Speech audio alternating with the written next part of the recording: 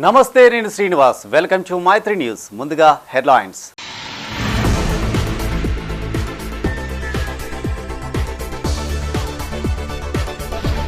గిరిజనుల విద్యాభివృద్ధికి కృషి. ఏకలవ్య గురుకులాలను సందర్శించిన బండి సంజయ్.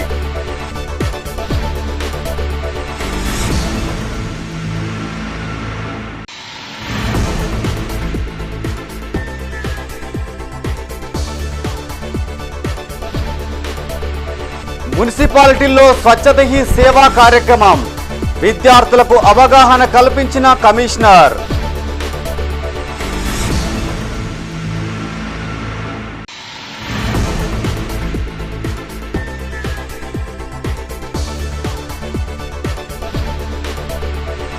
ఓటరు నమోదుపై అవగాహన సదస్సు. సిబ్బందికి పలు సూచనలు చేసిన అధికారులు.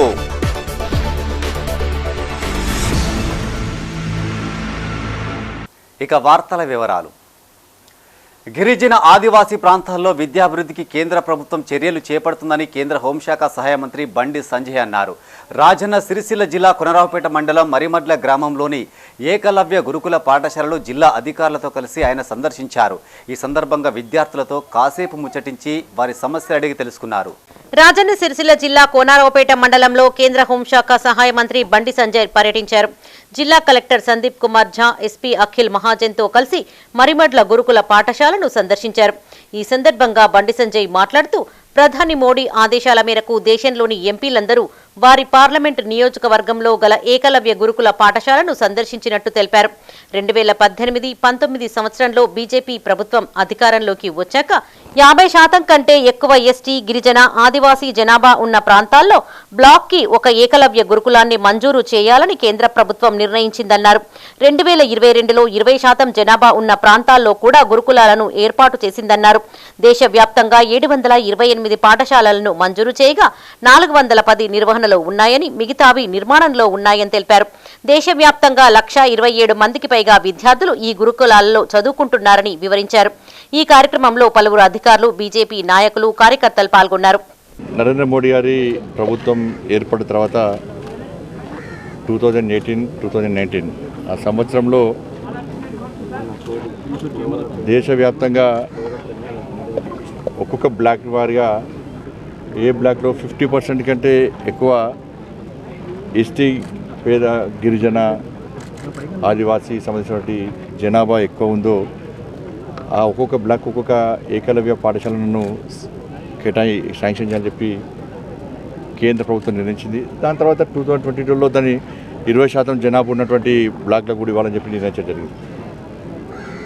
దీన్ని దృష్టిలో ఉంచుకొని మొత్తం దేశవ్యాప్తంగా 728 ఈ పాఠశాలను మనం ప్రారంభించాలని చెప్పి మంజూరు శాంక్షన్ చేస్తాం మోడీ గారి ప్రభుత్వం.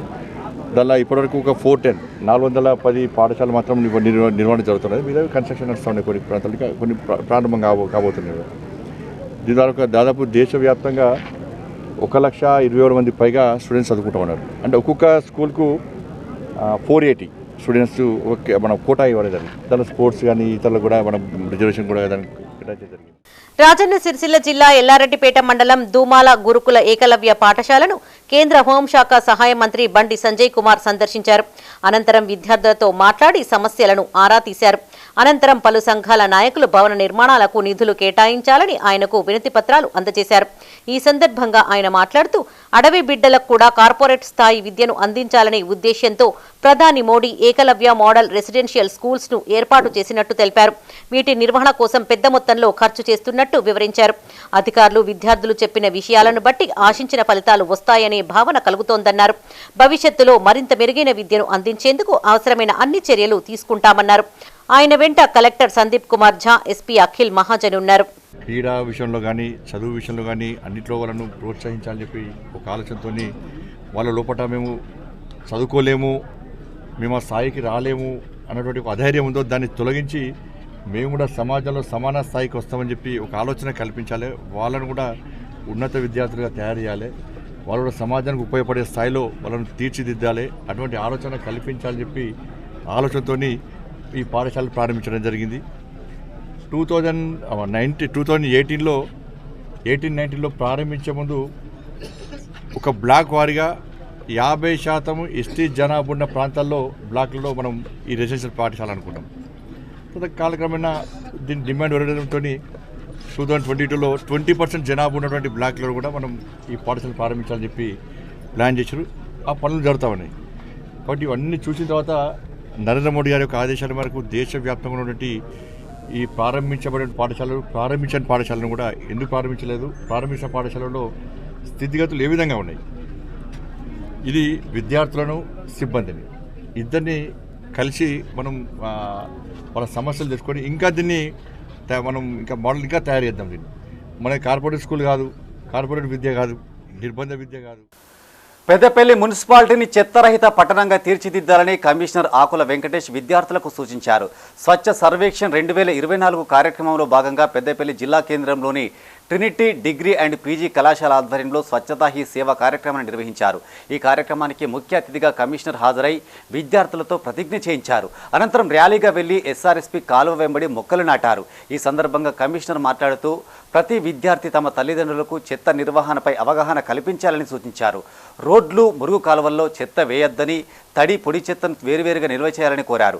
ఈ కార్యక్రమంలో జూనియర్ అసిస్టెంట్లు సురేందర్, రమాకాంత్, వైస్ ప్రిన్సిపాల్ నీతారెడ్డి, కళాశాల సిబ్బంది పాల్గొన్నారు. భారత మాతకు స్వతంత్రం కల్పించారు.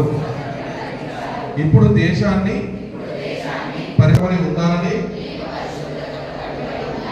మరియు దీనికోసం సమయం కేటాయిస్తానని,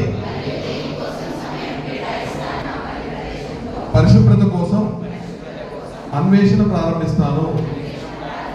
ప్రపంచంలో దేశాలు శుభ్రంగా కనిపిస్తున్నాయని నేను నమ్ముతున్నాను. ఎందుకంటే వారి పౌరులు విశ్వాసంతో గ్రామాలు, పట్టణాల్లో స్వచ్ఛ భారత్ మిషన్ సందేశాన్ని ప్రచారం చేస్తాను. కరీంనగర్ వీనవంక జిల్లా పరిషత్ ఉన్నత పాఠశాల ఆవరణలో స్వచ్ఛతా హీ సేవా కార్యక్రమాన్ని నిర్వహించారు. ఈ సందర్భంగా విద్యార్థులతో ప్రతిజ్ఞ చేయించారు. ఈ కార్యక్రమానికి ముఖ్య అతిథిగా ఎంపీడీఓ శ్రీధర్ మాట్లాడుతూ ప్రతి ఒక్కరూ ఏడాదికి 100 గంటలు, వారానికి 2 గంటల చొప్పున పరిశుభ్రతకు కేటాయించాలని సూచించారు.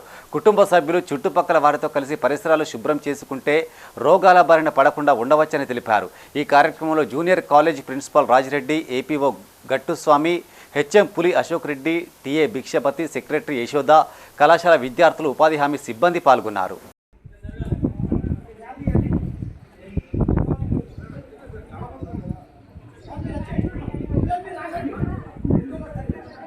నెరవేర్చడానికి ప్రతి సంవత్సరం 100 గంటలు అనగా ప్రతి వారం 2 గంటలు స్వచ్ఛందంగా పనిచేయడానికి కేటాయిస్తాను. నేను పరిసరాలను కేంద్ర ప్రభుత్వము ప్రత్యేకించి 15 రోజుల పాటు అంటే పక్షం దినాల పాటు స్వచ్ఛతా హీ సేవ అనేటువంటి కార్యక్రమాన్ని నిర్వహిస్తున్నది. ఇందులో భాగంగా రోజువారీ కార్యక్రమాలు ఉంటాయి.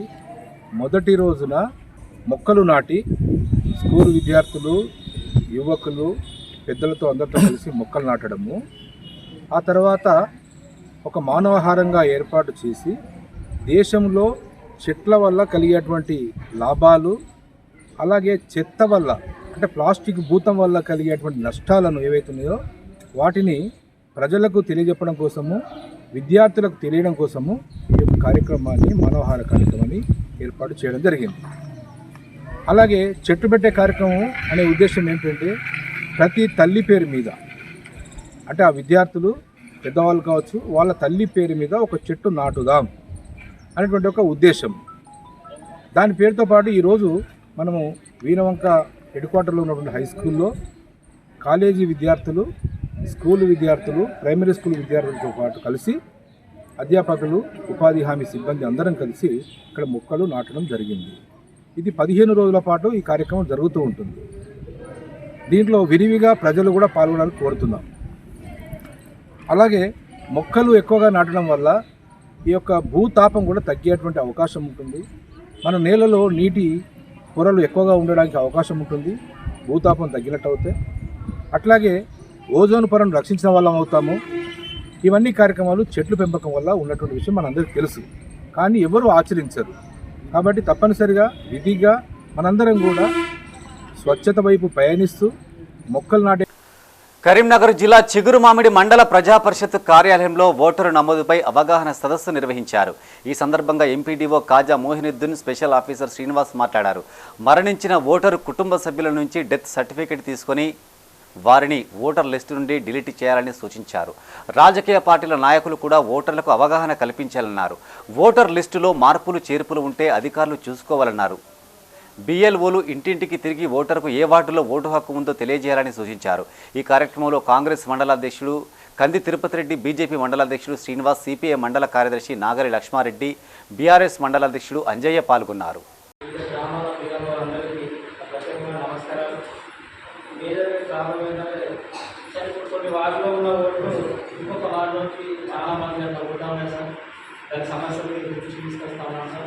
అదేవిధంగా ఎలక్షన్ కార్డులో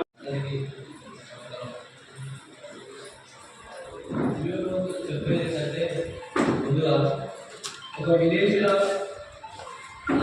ఒక ఎగ్జాంపుల్ 2000 ఓట్లు ఉంటాయి, 100 వాడారు 100 ఉంటాయి. ఆ వార్డు మిగిలిపోతుంది, ఈ వార్డు ఓటేజ్ కంటే కుదరగలుగుతుంది. ఇది సమస్య. ఈ సమస్యను కూడా మీరు రాసుకొని మీ అధికారులకు, పై అధికారులకు, ఎంఆర్ఓ గారికి బూత్లలో చాలా ఓట్లు.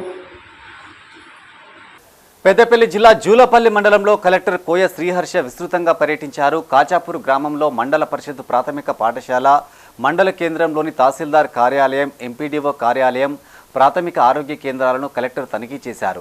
మండల పరిషత్ ప్రాథమిక పాఠశాలలోని చిన్నారుల విద్యా ప్రమాణాలను కలెక్టర్ పరిశీలించారు. అనంతరం జూలపల్లి ఎంపీడీఓ కార్యాలయంలో ఏర్పాటు చేసిన ప్రజాపాలన కేంద్రాలను పరిశీలించారు. అర్హులందరికీ పథకాలు అందేలా చర్యలు తీసుకోవాలని అధికారులను సూచించారు. మండలంలో జరుగుతున్న ఉపాధి హామీ పనుల తీరును కలెక్టర్ అడిగి తెలుసుకున్నారు. అవెన్యూ ప్లాంటేషన్ కింద నాటిన మొక్కల సంరక్షణకు అవసరమైన చర్యలు చేపట్టాలని కలెక్టర్ అధికారులను ఆదేశించారు. అనంతరం పేచిసిని తనిఖీ చేశారు. కలెక్టర్ వెంట తహసీల్దార్ స్వర్ణ, ఎంపీడీఓ పద్మజ, మండల ప్రత్యేక అధికారి శంకర్, ఎంపీఓ అనిల్ రెడ్డి, ఏపీఓ సదానందం ఉన్నారు.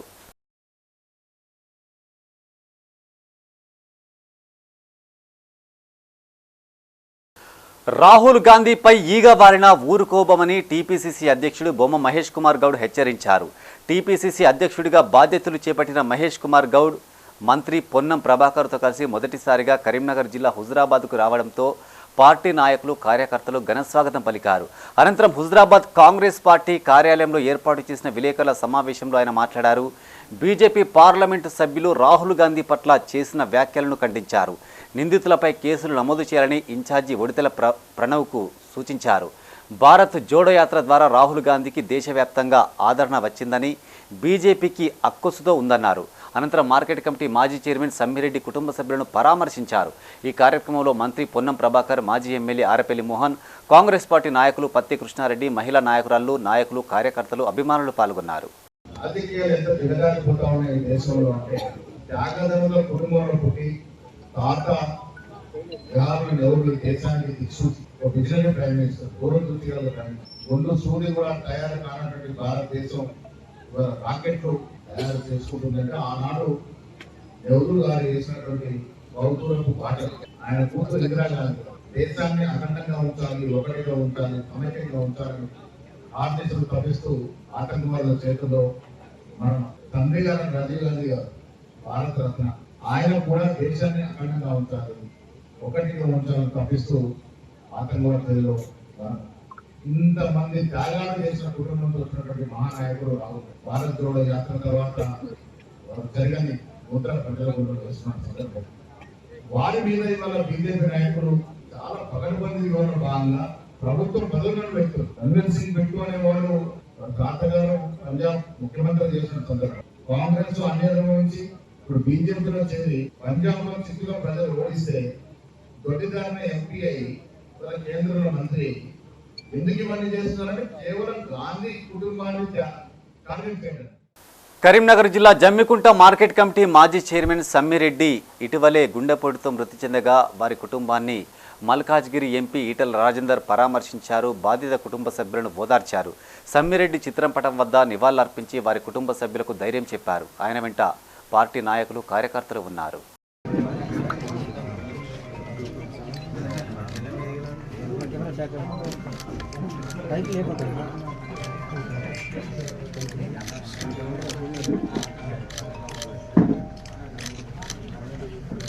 జోహార్ సామిరెడ్డి అన్నకు, జోహార్ జోహార్, జోహార్ సామిరెడ్డి అన్నకు.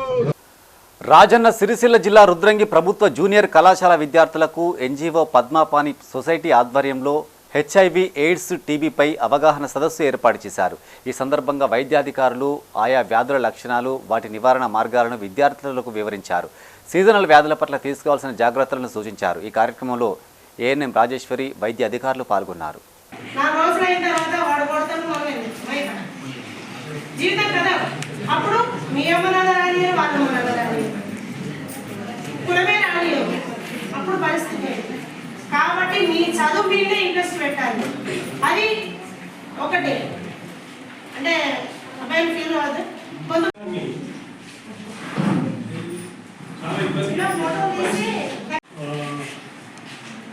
సురక్షితంగా ఉన్నటువంటి సంపర్కాల ద్వారా మొట్టమొదటి 90% పెద్దపల్లి జిల్లా ఎలిగేడు మండలం రేకల్దేవిపల్లి గ్రామ శివారులో ఉన్న వాగుపై లక్షలాది రూపాయలతో నిర్మించిన వంతెన ఎత్తు తక్కువగా ఉండడంతో ఇబ్బందిగా మారింది.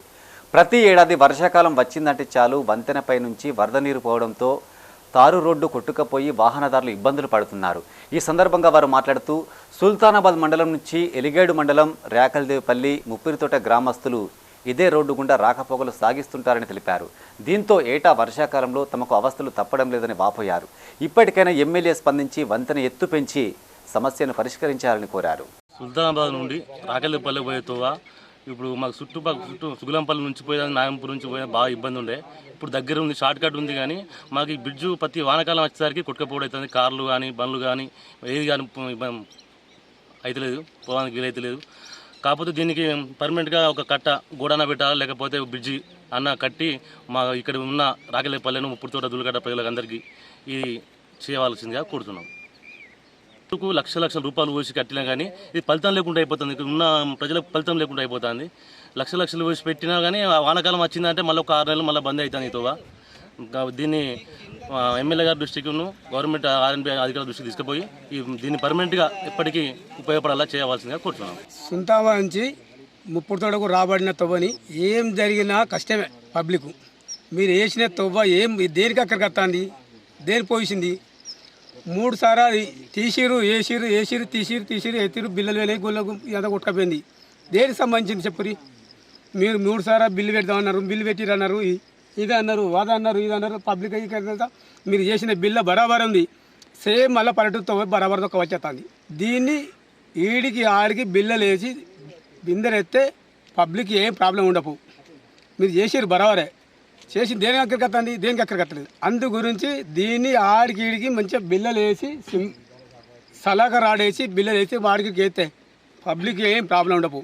ఇప్పుడు ఏమైందని రాకలపల్లి రోడ్ అని చెప్పని సుంతమాగును రాకలపల్లి రోడ్ అంటే రాబారుతో మంచి సాల్వ్ అవుతుందని చెప్పని పబ్లిక్ ఫేమస్ అయింది. ఎప్పుడో ఫేమస్ అయిపోయింది. కానీ ఇప్పుడు లాస్ట్కి అయితే ఏమున్నది, మళ్ళీ గాడిగా పాత తొక్కకొచ్చింది. వెనకడ తొవ్వలు బరాబరే ఉన్నాయి. తొవ్వలు ఏంటంటే దీన్ని తొవ్వ బరాబర్ తీసారు, పొలాలు తవ్వేది పోసిరు, లక్షలు కడుతుంది, మళ్ళీ గాడికి వచ్చింది. పెద్దపల్లి జిల్లా ఓదెల మండలం పెద్ద కొమ్రె ఊర చెరువు కట్టపై గల రోడ్డుకు కాంగ్రెస్ మండలాధ్యక్షులు మూల ప్రేమ్ సాగర్ రెడ్డి మరమ్మతులు చేయించారు. చెరువు కట్టకు ఇరువైపులా ఉన్న ముళ్ల పొదలను జేసీబీ సాయంతో చదును చేయించారు. ఈ సందర్భంగా ఆయన మాట్లాడుతూ సొంత ఖర్చులతో చెరువు కట్ట రోడ్డుకు మరమ్మతులు చేస్తున్నట్టు తెలిపారు. రాబోయే రోజుల్లో ఎమ్మెల్యే సహకారంతో బీటీ రోడ్డు నిర్మిస్తామన్నారు. ఈ కార్యక్రమంలో ఓదెల మల్లికార్జున స్వామి ఆలయ డైరెక్టర్ రాపర్తి మల్లేష్ గౌడ్, కొత్తిరెడ్డి రాజిరెడ్డి, జక్కుల వెంకటస్వామి, గోలి లింగారెడ్డి, రంగు మల్లేష్ గౌడ్, పబ్బా సంపత్, రాములు తదితరులు పాల్గొన్నారు.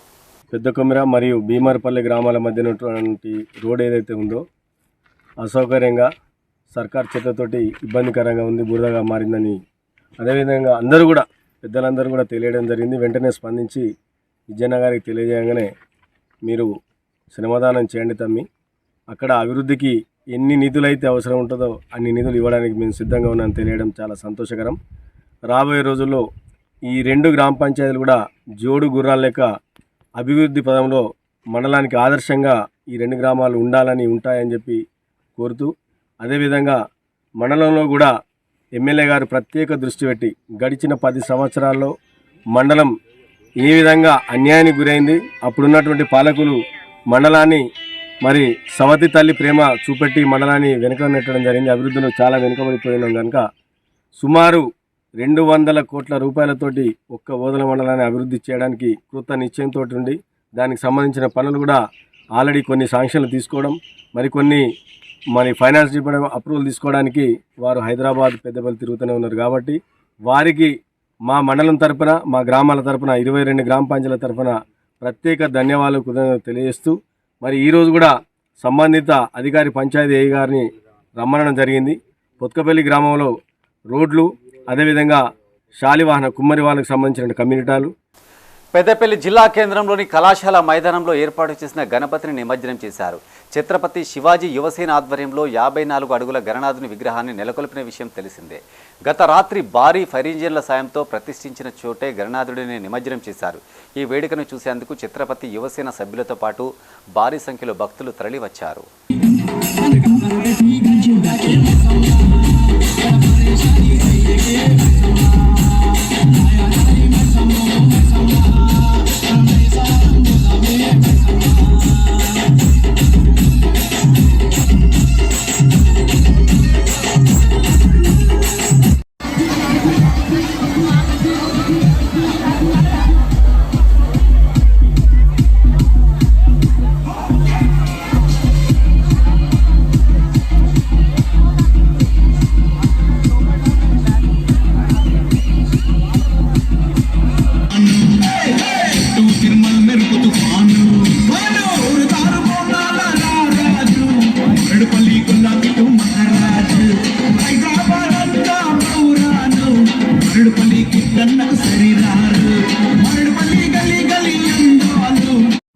పేకాట స్థావరంపై టాస్క్ ఫోర్స్ పోలీసులు దాడి చేశారు. మంచిర్యాల జిల్లా సిసిసి నస్పూర్ పోలీస్ స్టేషన్ పరిధిలో గల ఇందిరానగర్ ఏరియాలోని పాత కోళ్ల ఫారంలో రహస్యంగా డబ్బుల పందెం పెట్టి పేకాట ఆడుతున్నారనే సమాచారం మేరకు టాస్క్ ఫోర్స్ పోలీసులు దాడి చేశారు.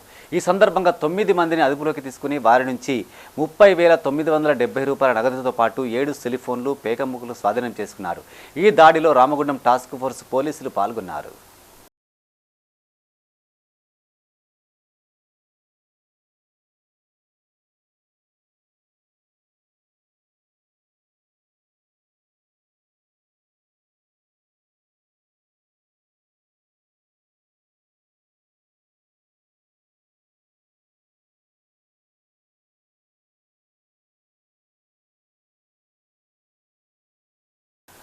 పద్మశ్రీ అవార్డు గ్రహీత కోట సచ్చిదానంద శాస్త్రి మృతి పట్ల వేములవాడ కళాకారులు సంతాపం ప్రకటించారు. సినారే కళామందిరంలో శాస్త్రి చిత్రపటానికి పూలమాల వేసి నివాళులర్పించి 2 నిమిషాల పాటు మౌనం పాటించారు. అనంతరం కళా సంస్థల వ్యవస్థాపక అధ్యక్షులు, కళాకారుల విభాగం రాష్ట్ర కన్వీనర్ ఎల్ల పోషెట్టి మాట్లాడారు. భగవతార్ పద్మశ్రీ అవార్డు గ్రహీత కోట సచ్చిదానంద శాస్త్రి మృతి కళారంగానికి తీరని లోటన్నారు. శాస్త్రి గారి కథాగానం జనరంజకంగా సాగేదని గుర్తు చేశారు. రాజన్న ఆలయంలో 70 ఏళ్లుగా జరుగుతున్న సద్గురు త్యాగరాజస్వామి ఆరాధన మహోత్సవంలో ఏటా ఆయన హరికథ ఉంటుందని గుర్తు చేశారు. హరికథకు తొలిసారిగా పద్మశ్రీ అవార్డును అందుకున్న గొప్ప కళాకారుడు శాస్త్రి అని కొనియాడారు. ఈ నెల 27న సికింద్రాబాద్ హరిహర కళాభవన్లో జరిగే తెలంగాణ ఉద్యమకారుల ఫోరం ఘన సన్మాన గోడ పత్రికలను జిల్లా కో కన్వీనర్లు 13 మండలాల అధ్యక్షులకు అందజేశారు.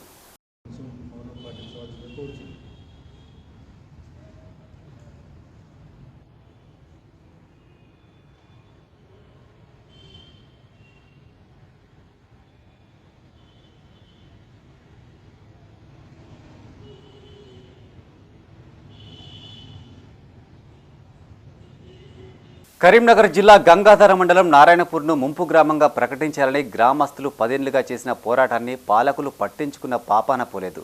ఫలితంగా ఏటా వర్షాకాలం వచ్చిందంటే చాలు గ్రామస్తులకు ఇబ్బందులు తప్పడం లేదు.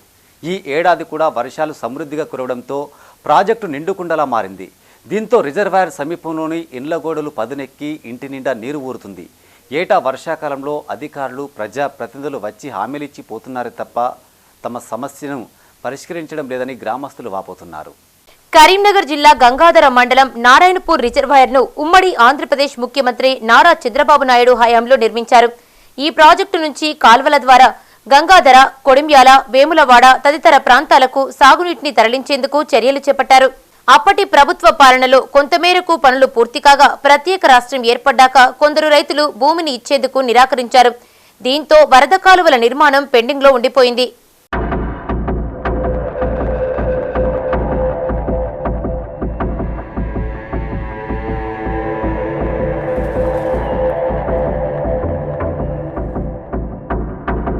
రిజర్వాయర్ నిర్మాణం పూర్తి కావడంతో ఈ ప్రాంతం నుంచి ఇతర ప్రాంతాలకు కాలువల ద్వారా సాగునీరు విడుదల చేశారు. దీంతో పొలాలకు పూర్తి స్థాయిలో నీరు అందింది. కానీ రిజర్వాయర్ నిండినప్పుడల్లా కట్ట ఎప్పుడు తెగుతుందో అని గ్రామస్తులు ప్రాణాలు అరచేత పెట్టుకుని బతికే పరిస్థితి ఉండేది. గత ఏడాది వర్షాలు సమృద్ధిగా కురిసి కట్ట తెగిపోవడంతో ఇతర గ్రామాలకు రాకపోకలు నిలిచిపోయి ప్రజలు తీవ్ర ఇబ్బందులు పడ్డారు. కొద్ది రోజులకు ప్రభుత్వం కట్టకు పూర్తిగా మరమ్మతులు చేపట్టడంతో పరిస్థితి యథాస్థితికి వచ్చింది.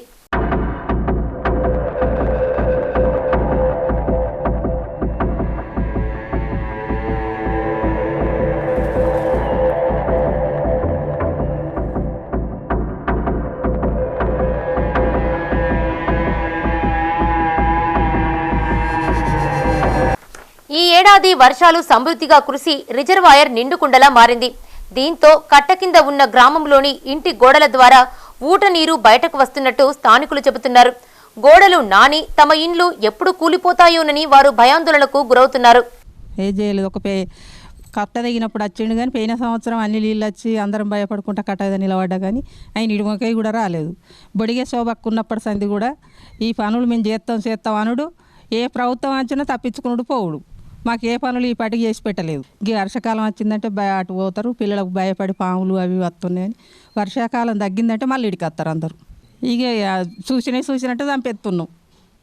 ఇక చనిపోయిన సంగతి తెలియదు ఎక్కువ నాకు, కానీ అవి వచ్చినట్టు చంపడం. ఇంట్లో ఎప్పుడు కట్టెలు పెట్టుకొని ఉండడం. మేము 15 రోజులుంది, ఇల్లు నిండా నీళ్ళే, ఆకిలి నిండా నీళ్ళే. ఇక ఆటొక్కసారికి ఫోటోలు తీసుకుపోతుర్రు. ఏ ప్రభుత్వం ఏం చేసేది లేదు, మమ్మల్ని ఏమో సాయం చేసుడు లేదు. గిదే ఫోటోలు తీసుకుంటా పోతుర్రు.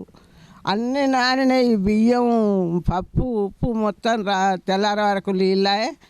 పొద్దుకి లేవు అని ఊకుంటే తెల్లారి వరకు నీళ్ళాయే. బియ్యం నానినాయి, పప్పు నానింది, అన్నీ ఇక ఇంటి వండుకునేటివి మొత్తం నానిపోయినాయి. ఎవ్వరు ఏం పట్టించుకుంటలేరు.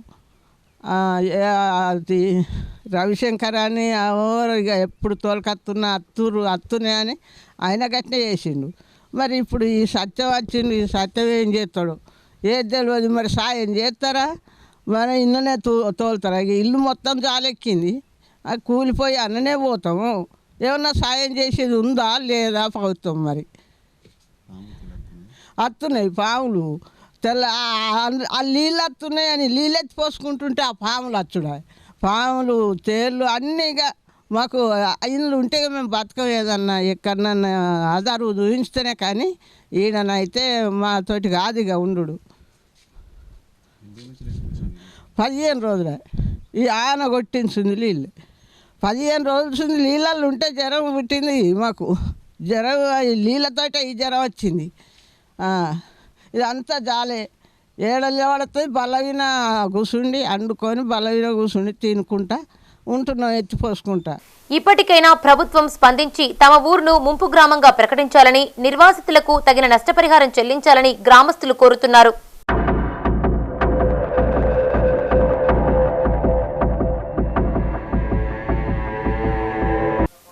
బులెటిన్ ముగించే ముందు హెడ్లైన్స్ మరోసారి.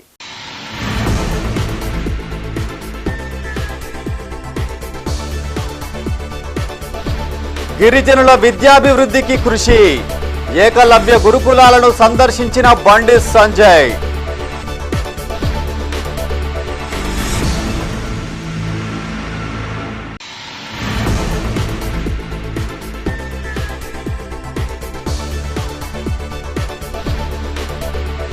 మున్సిపాలిటీల్లో స్వచ్ఛత హీ సేవా కార్యక్రమం, విద్యార్థులకు అవగాహన కల్పించిన కమిషనర్.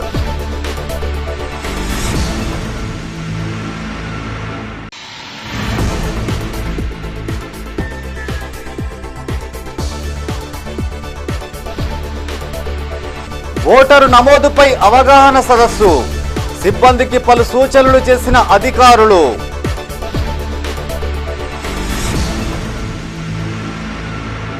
ఇవి ఈ బులెటిన్ విశేషాలు. మరింత తాజా సమాచారం కోసం చూస్తూనే ఉండండి మైత్రి న్యూస్. మేము లోకల్ మాడ్డా కరీంనగర్. Sign off Srinivas.